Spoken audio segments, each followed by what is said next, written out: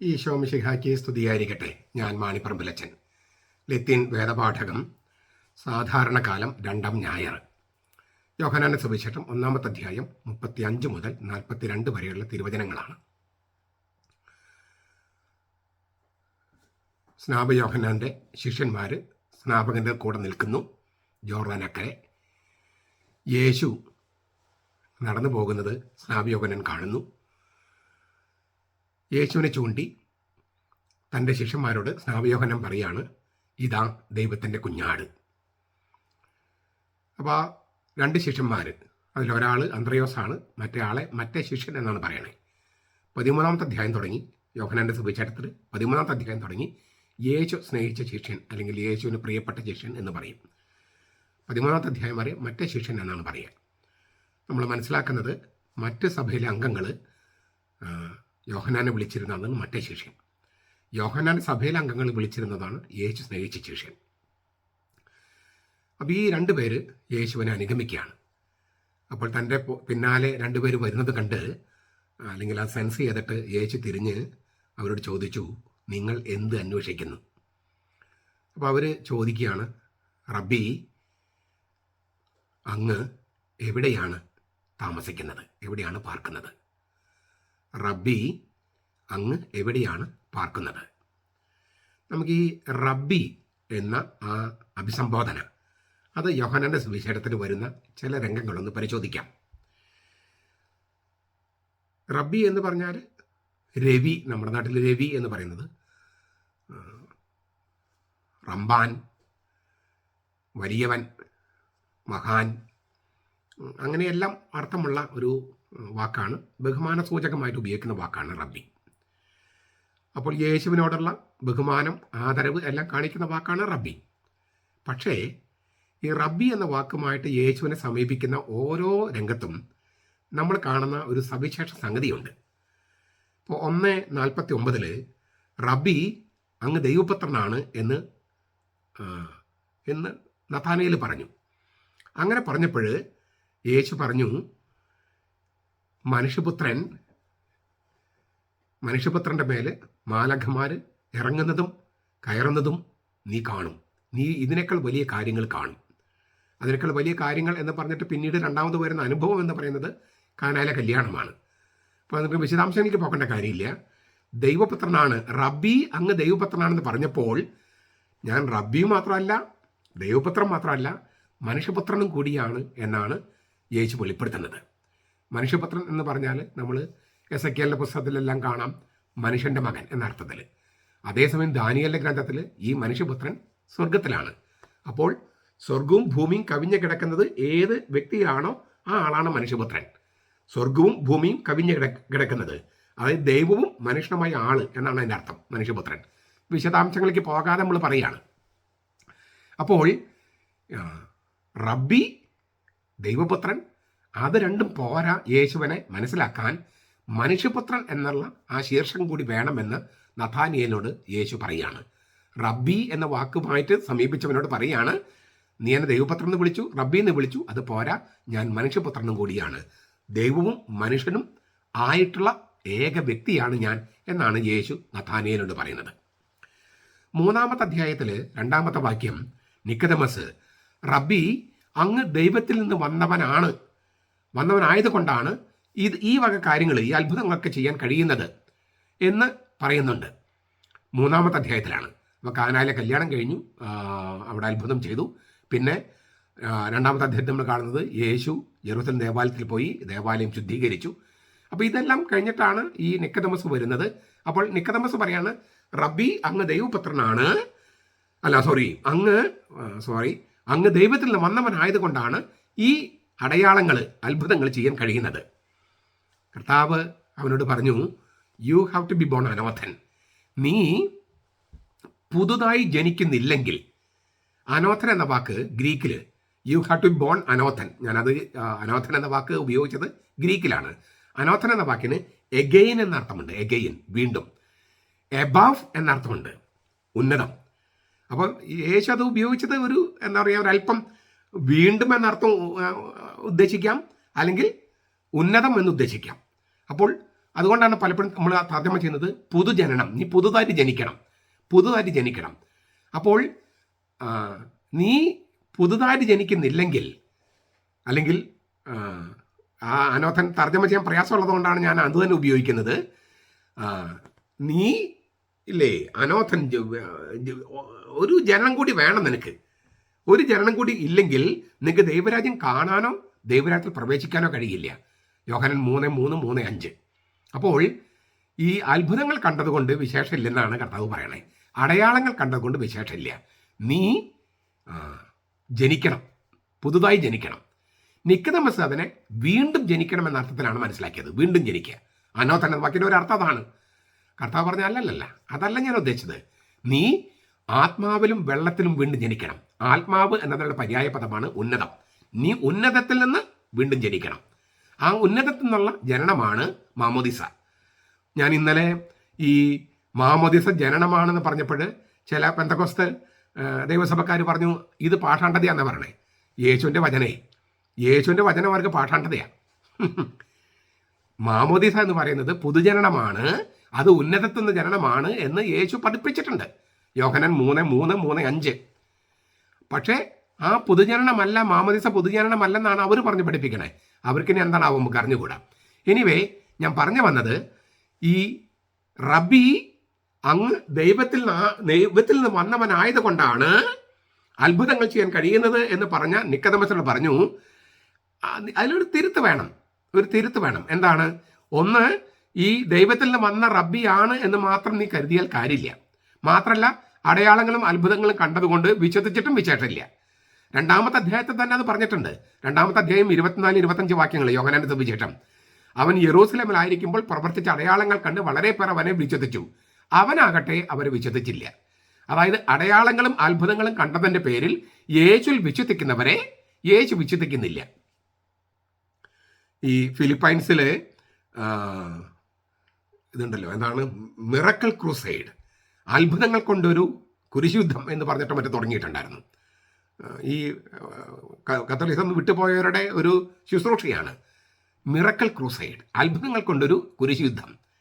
കർത്താവ് ഈ യോഹന്നാൻ എഴുതിയിരിക്കുകയാണ്, യോഹന്നാന്റെ സുവിശേഷത്തിൽ എഴുതിയിരിക്കുകയാണ് 2:24-25. യെരൂശലേമിൽ അവനായിരിക്കുമ്പോൾ അവൻ ചെയ്ത അത്ഭുതങ്ങൾ കണ്ട്, അടയാളങ്ങൾ കണ്ട് വളരെ പേർ യേശുവിൻ്റെ നാമത്തിൽ വിശ്വസിച്ചു. യേശുവാകട്ടെ അവർ വിശ്വസിച്ചില്ല. കാരണം എന്താ? അവരുടെ ഉള്ളെല്ലാം കർത്താവിനെ അറിയാമായിരുന്നു. ഇത് വളരെ പ്രധാനപ്പെട്ടതാണ്. നമ്മളിപ്പോൾ ഇന്നൊരു അത്ഭുതം കണ്ടതിൻ്റെ പേരിൽ യേശുവിൽ വിശ്വസിച്ചാൽ നാളെ വിശ്വാസത്തിൽ തുടരണമെങ്കിൽ അതിനേക്കാൾ വലിയ അത്ഭുതം ചെയ്യേണ്ടി വരും. അങ്ങനെ അത്ഭുതങ്ങൾ ചെയ്തുകൊണ്ട് നമുക്ക് എത്ര കാലം ജീവിക്കാൻ പറ്റും?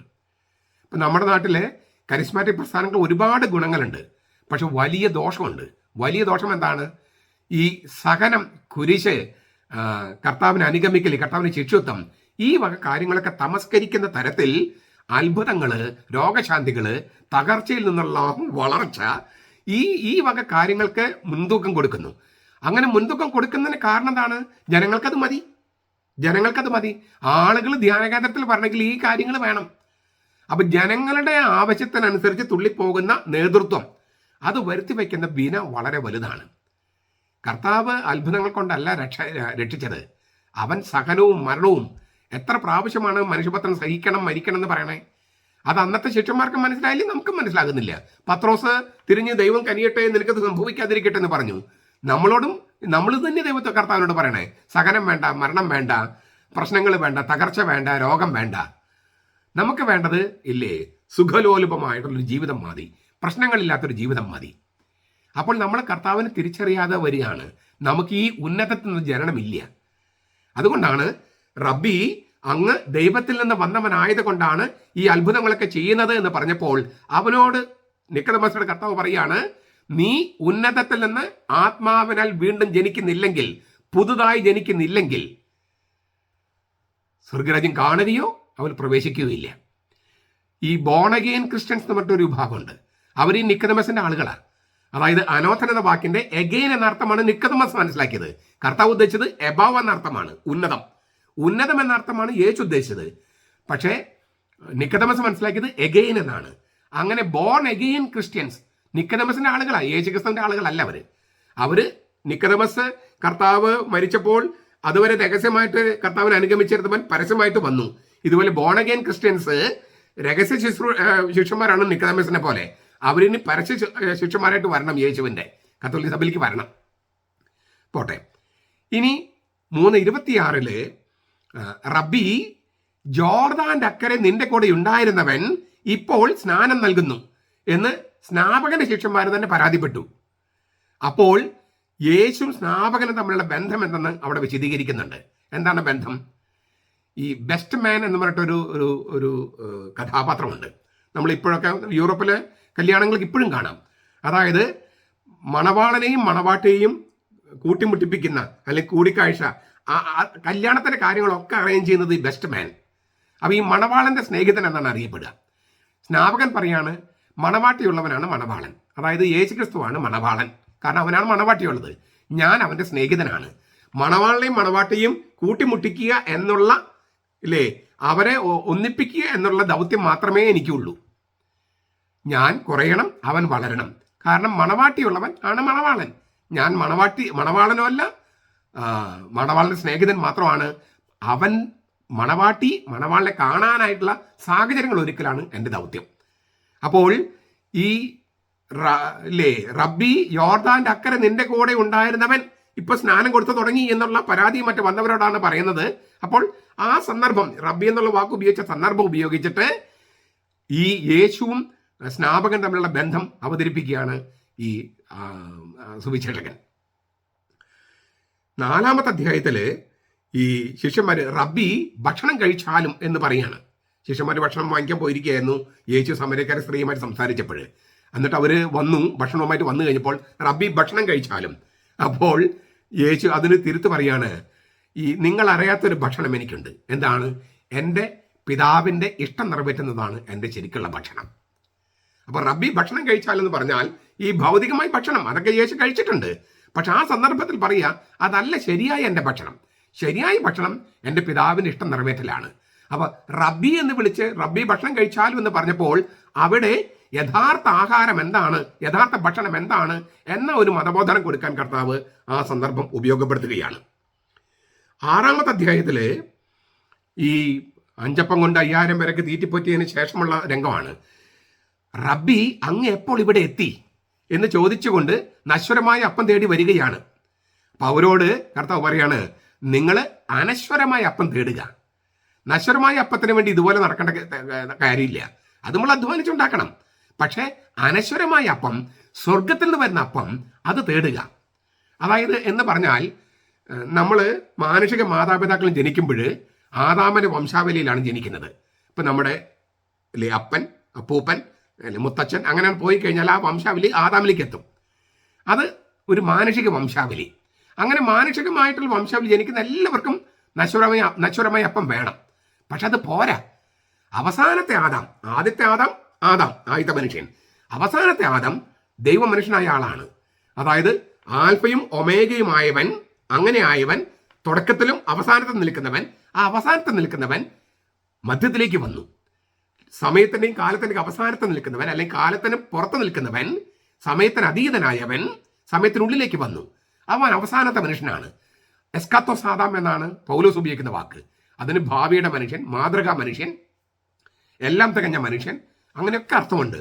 പരിപൂർണതയുള്ള മനുഷ്യൻ, the perfect man, the complete man, exemplary man, future man എന്നൊക്കെ അർത്ഥമുണ്ട് ഈ എസ്കാത്തോസ് ആദാം എന്ന വാക്കിന്. അവസാനത്തെ ആദാം എന്ന് മാത്രമല്ല. അപ്പോൾ ഈ അവസാനത്തെ ആദാം അവൻ ഭൂമിയിൽ നിന്നുള്ളവനല്ല, സ്വർഗത്തിൽ നിന്നുള്ളവനാ. ആദ്യത്തെ മനുഷ്യൻ ഭൂമിയിൽ നിന്നുള്ളവനാ, ഭൂമിയിലെ പൂഴിയിൽ നിന്ന്. അവൻ മാംസത്തിന്റെ മനുഷ്യനാണ്.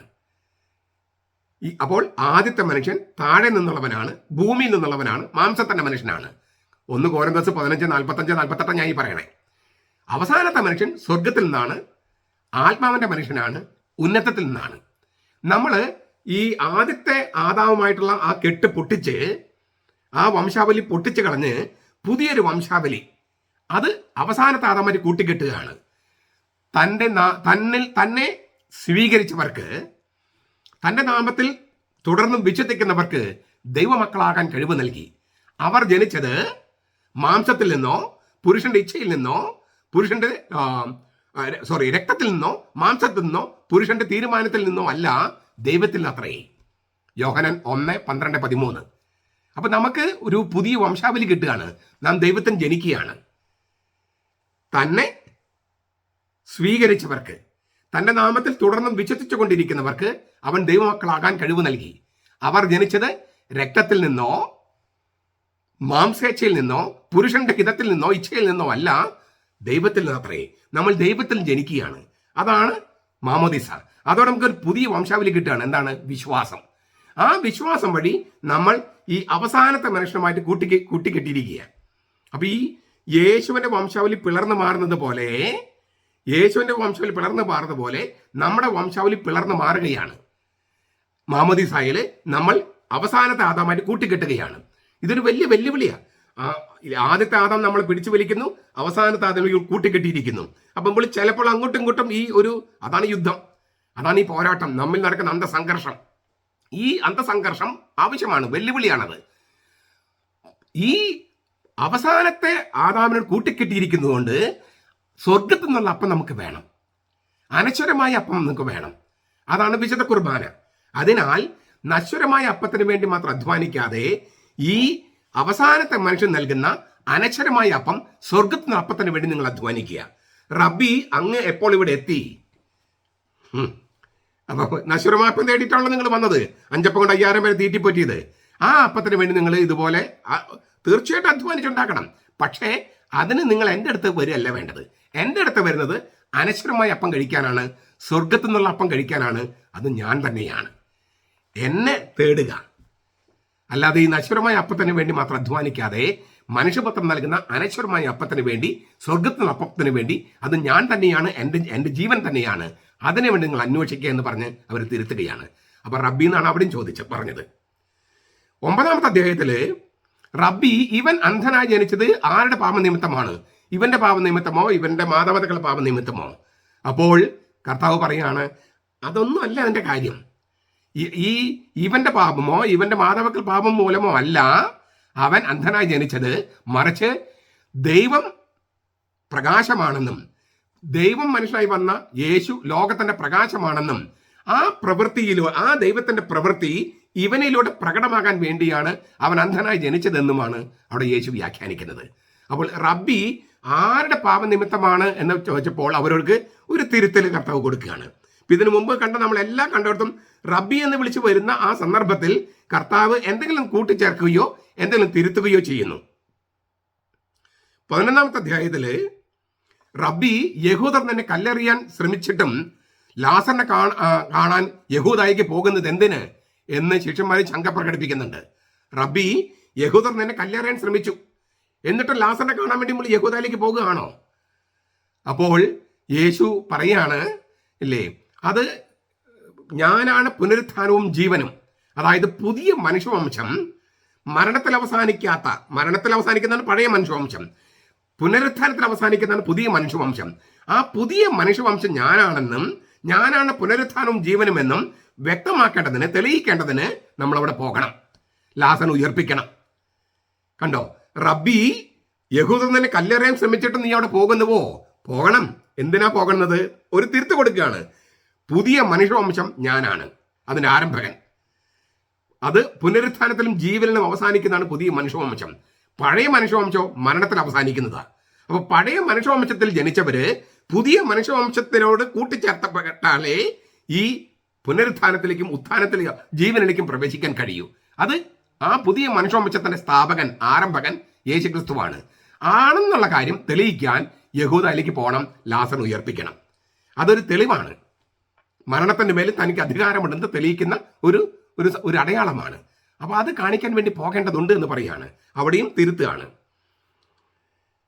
ഇങ്ങനെ ഈ സന്ദർഭം ഇപ്പൊ ഇതിന്റെ കണ്ടല്ലോ. ഇപ്പൊ ഞാൻ റബ്ബി റബ്ബി റബ്ബി എന്ന് വിളിച്ച് കർത്താവിന്റെ അടുത്ത് വരുമ്പോൾ കർത്താവ് ഒരു തിരുത്തലോ അല്ലെങ്കിൽ എന്തോ കൂട്ടിച്ചേർക്കോ ചെയ്യുന്നു. ഏത് സന്ദർഭം നോക്കിയാലും കാണാം.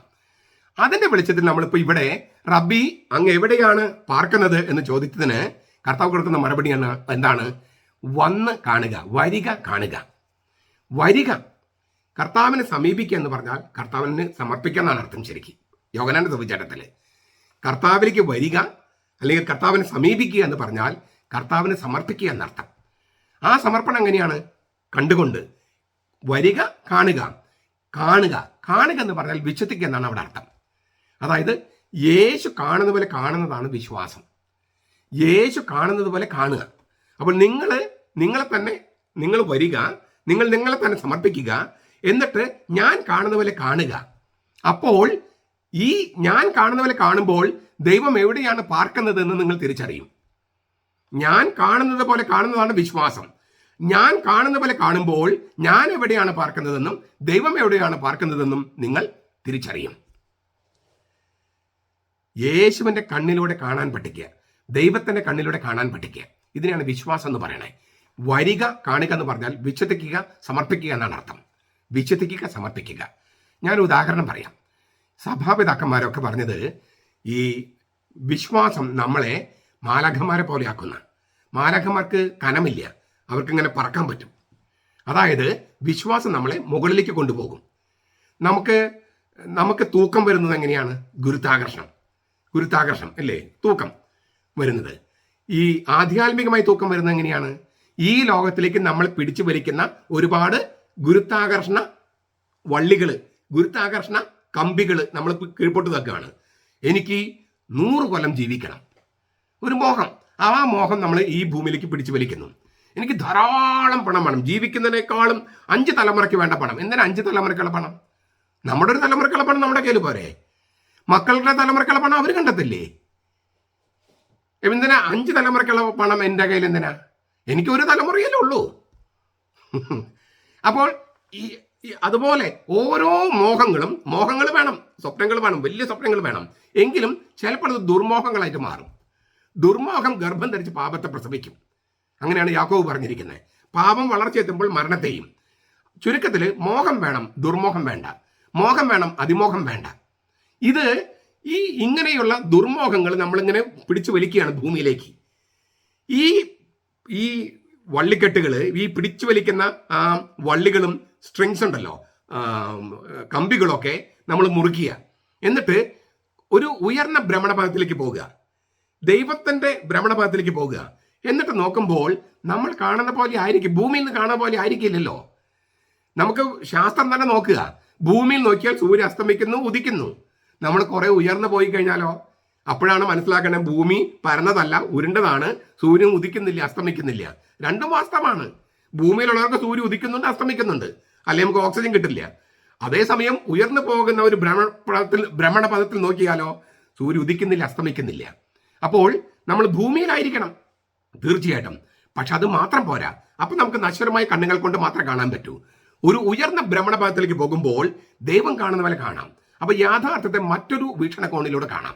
ഇതുകൊണ്ടാണ് വിശുദ്ധ ജോൺ പോൾ രണ്ടാമൻ മാർപ്പാപ്പ ചാക്രികലേഖനം എഴുതി യുക്തിയും വിശ്വാസവും. അദ്ദേഹം പറയാണ്, സത്യം ഗ്രഹിക്കാൻ നമുക്ക് 2 ചിറകുകൾ വേണം. ഒരു ചിറക് യുക്തി മാത്രം കൊണ്ടായാൽ നമ്മളിങ്ങനെ ഒരു വിഷ സർക്കിള്, ഒരു വിഷമ വൃത്തത്തിൽ കിടന്ന് കറങ്ങുകയുള്ളൂ. വിശ്വാസം മാത്രമായാലും പ്രശ്നമാണ്. അപ്പോഴും ഒരു ചിറകേ ഉള്ളൂ. നമുക്ക് 2 ചിറകുകൾ വേണം, യുക്തിയും വേണം, വിശ്വാസം വേണം. 2 ചിറകുകളുണ്ടെങ്കിൽ യുക്തി കൊണ്ട് ഈ ലോകത്തെ കാര്യങ്ങളും വിശ്വാസം കൊണ്ട് അങ്ങേ ലോകത്തെ കാര്യങ്ങളും മനസ്സിലാക്കാം. അറിവിന് പൂർണ്ണത വരും. ഇതുകൊണ്ടാണ് വിശുദ്ധ ആഗസ്തീനോസ് പറഞ്ഞത്, അറിവുണ്ടാകാൻ ഞാൻ വിശ്വസിക്കുന്നു, വിശ്വസിക്കുന്നതിനാൽ എനിക്ക് അറിവുണ്ടാകുന്നു. അറിവുണ്ടാകാൻ ഞാൻ വിശ്വസിക്കുന്നു, വിശ്വസിക്കുന്നത് കൊണ്ട് അറിവുണ്ടാകുന്നു.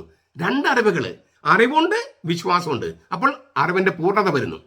യുക്തിയുണ്ട്, വിശ്വാസമുണ്ട്, പൂർണ്ണത വരുന്നു. യുക്തിയില്ലാത്ത വിശ്വാസം അന്ധവിശ്വാസമാണ്. വിശ്വാസത്തിന് യുക്തി കൊടുക്കുന്നതാണ് ദൈവശാസ്ത്രം.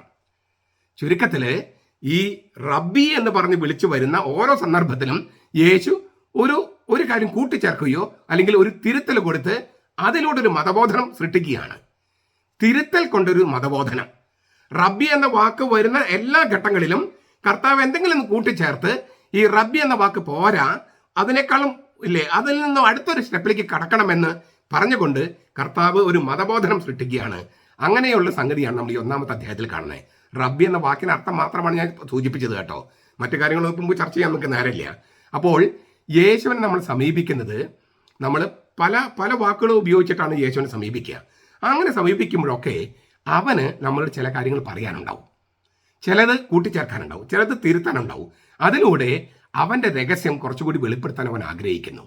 അങ്ങനെ രഹസ്യം വെളിപ്പെടുത്തി അത് തിരിച്ചറിയുന്നതാണ് നമ്മുടെ ജീവിതത്തിന് ലക്ഷ്യമാകേണ്ടത്. അപ്പോൾ അടയാളങ്ങളും അത്ഭുതങ്ങളും രോഗവും സകനവും പിന്നെ തകർച്ചകൾ, സാമ്പത്തിക പ്രശ്നങ്ങൾ, ഇതൊക്കെ ഇവിടെയുണ്ട്. അതിനൊക്കെ പരിഹാരവും വേണം. എങ്കിലും അതെല്ലാം നമ്മളെ തളർത്താത്ത തരത്തിൽ വേറൊരു വീക്ഷണകോണിലൂടെ കർത്താവിന്റെ കണ്ണിലൂടെ കാര്യങ്ങൾ കാണാൻ പഠിക്കും. അപ്പോൾ നമുക്ക് കിട്ടുന്ന ഒരു ലൈറ്റ്നെസ്, വെയിറ്റ് കുറവ്, മാലാഖമാരെ പോലെ നമുക്ക് പറക്കാൻ പറ്റും, കുറെ കൂടി ഉയർന്ന് പറക്കാൻ പറ്റും. അങ്ങനെയുള്ള വിശ്വാസത്തിന്റെ പറക്കല്, വിശ്വാസത്തിന്റെ ഭ്രമണപഥം അത് നമുക്കുണ്ടാകട്ടെ. അപ്പോൾ വരിക, കാണുക, നിങ്ങൾ എൻ്റെ കണ്ണിലൂടെ കാണുക. അപ്പോൾ ദൈവം എവിടെ വസിക്കുന്നുവെന്ന് നിങ്ങൾ തിരിച്ചറിയും. ദൈവം എവിടെയാണ് പാർക്ക് നിങ്ങൾ തിരിച്ചറിയും. മാത്രമല്ല, നിങ്ങളെ തന്നെ എനിക്ക് സമർപ്പിക്കുകയും ചെയ്യും. അതാണ് ആത്യന്തികമായിട്ട് വേണ്ടത് എന്നാണ് കർത്താവ് ഈ റബ്ബി എന്നുള്ള വാക്കുമായിട്ട് സമീപിച്ച ആൾക്കാരോട് പറഞ്ഞത്. ഇന്ന് നമ്മളോട് പറയാണ്. നമുക്ക് കത്തോലിക്ക പാരമ്പര്യത്തിലുള്ളവർക്ക് നമുക്കൊരു അഡീഷണൽ അർത്ഥം കൂടി കിട്ടുകയാണ്. നീ എവിടെയാണ് പാർക്കുന്നത്? വരിക, കാണുക, പള്ളിയിലേക്ക് വരിക. അവിടെ സക്രാരിലുണ്ട്, ഞാൻ കുർബാനയിലുണ്ട്. നീ അവിടേക്ക് വാ. എന്നിട്ട് നമുക്ക് ഒരുമിച്ച് ഇല്ലേ, നീ വാതിൽ തുറന്നു തന്നാൽ ഞാൻ അകത്ത് പ്രവേശിച്ച്, ഞാൻ നിന്റെ വാതിൽക്ക് മുട്ടുകയാണ്, ഞാൻ അകത്ത് പ്രവേശിച്ച് നമുക്ക് ഒരുമിച്ച് ഭക്ഷണം കഴിക്കാം. അതല്ലേ ഈ നശ്വരമായ അപ്പത്തിന് വേണ്ടി അധ്വാനിക്കാതെ അനശ്വരമായ മനുഷ്യപത്രം നൽകുന്ന സ്വർഗത്തിനുള്ള അപ്പത്തിന് വേണ്ടി അധ്വാനിക്കുവിൻ എന്ന് പറഞ്ഞ ആ രീതി, ആ അധ്വാനം, ഒരു അധ്വാനമുണ്ട്. എന്താണ്? പള്ളി പോകുന്ന ഒരു അധ്വാനമുണ്ട്. അത് ദൈവത്തിന് പ്രവൃത്തി ചെയ്യാനുള്ള അധ്വാനമാണ്. നീ എവിടെയാണ് പാർക്കുന്നത്? ഞാൻ ഈ പള്ളിയിലുണ്ട്. പള്ളിയിൽ മാത്രമല്ലല്ലോ, പള്ളി ചെല്ലുമ്പോൾ അവൻ നമ്മിലേക്ക് വരുന്നു, സക്രാരിലിരിക്കുന്നവൻ നമ്മിലേക്ക് വരുന്നു, ബലിപീഠത്തിൽ വരുന്നവൻ നമ്മിലേക്ക് വരുന്നു. അപ്പോൾ നമ്മൾ ബലിപീഠമായി മാറുന്നു, നമ്മൾ സക്രാരിയായിട്ട് മാറുന്നു. എന്നിട്ട് നമ്മൾ പള്ളിക്ക് പുറത്തു പോകുമ്പോൾ കർത്താവിനും വഹിച്ചുകൊണ്ടാണ് പോകുന്നത്. പരിശുദ്ധ കന്യകാമറിയം ഗർഭത്തിൽ കർത്താവിനും വഹിച്ചുകൊണ്ട് സക്രിയാസിന്റെയും എലിസബത്തിന്റെയും വീട്ടിലേക്ക് പോയതുപോലെ പള്ളിയിൽ വരുന്ന ഓരോ വ്യക്തിയും കർത്താവിനെ വഹിച്ചുകൊണ്ട് വീട്ടിലേക്കോ മറ്റുള്ളവർക്ക് പോകുകയാണ്. അപ്പോൾ മറ്റുള്ളവർ പരിശുദ്ധാത്മാവിൽ നിറഞ്ഞ് ഒരുമിച്ച് ദൈവത്തെ സ്തുതിക്കുന്ന ഒരു അന്തരീക്ഷം ഉണ്ടാകും. ഇത് വെറുതെ ഒരു കളിതമാശയാണോ? വളരെ ഗൗരവമായ സംഗതിയും വളരെ ആനന്ദം നൽകുന്ന സംഗതിയുമല്ലേ? അങ്ങനെ ഒരു ആനന്ദം, ആത്മീയ ആനന്ദം എല്ലാ ദിവസവും, പറ്റുമെങ്കിൽ എല്ലാ ദിവസവും, ചുരുങ്ങിയ പക്ഷം എല്ലാ ഞായറാഴ്ചകളിലെങ്കിലും നമുക്ക് സംഭവിക്കട്ടെ. ആ ലിറ്റർജി പരികർമ്മം ചെയ്യുന്നത് വൈദികര് ദൈവികമായ കാര്യങ്ങൾ പരികർമ്മം ചെയ്യുന്ന അതിൻ്റെ എല്ലാ പരിശുദ്ധിയും എല്ലാ ആചാരങ്ങളും അതിൻ്റെ അർത്ഥവും വഹിച്ചുകൊണ്ട് ചെയ്യട്ടെ. ഒരച്ഛനും തോന്നിവാസം ചെയ്യാത്ത നല്ല ലിറ്റർജി ഉണ്ടാകാൻ, അത് ലത്തീൻ സഭയിൽ വലിയ കുഴപ്പമില്ലാതെ പോകുന്നുണ്ട്, സീറോ മലബാർ സഭയിലും ഉണ്ടാകാൻ നമുക്ക് കൂട്ടായി പ്രാർത്ഥിക്കാം. അപ്പോൾ ഈ ആത്മീയ ആനന്ദം അത് വളരെ അധികം കൂടും. ആ ആനന്ദം ആരും നമ്മിൽ നിന്ന് എടുത്തു കളയുകയുമില്ല.